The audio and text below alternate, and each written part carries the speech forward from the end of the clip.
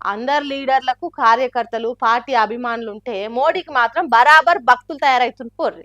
దేవుడు అసొంటోడు మా మోడీ అనే కాడికి వచ్చిందా ఆఖరికి మోడీనే దేవుణ్ణి చేసి స్తోత్రాలు మంత్రాలు కూడా రాస్తుండ్రంటే ఏమనాలి? చూసి ఏమంటారో మీరే అనుండ్రిగా. నమో నమో అనుకుంటా ఆఖరికి నమో మోడీనే నమః అని మంత్రాలు చదివి దేవుని వేసేసరిగా పిఎం సార్ను ఢిల్లీ ప్రెస్ క్లబ్లో మోడీ చాలీసా రిలీజ్ చేసి మీడియాను పిలిపించి ఇగో ఇట్లా చదివి వినిపించి పుణ్యం దక్కిచ్చే కార్యము ఉంగటేసుకున్నారు ఇట్లా.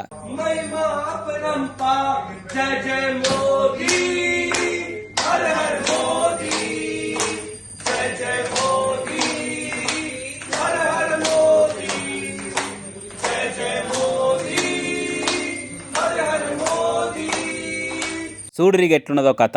అయోధ్య రాముని గుడి కట్టించిన మా మోడీ దేవుడు అన్నట్టు రాముని గెటపుతోని ఫోటోలు కటౌట్లు పెట్టించడే కాకుండా మోడీ చాలీసా అని రాపిచ్చి మార్కెట్లో ఇడుస్తురంటే ఏమనడు ఏం కథ.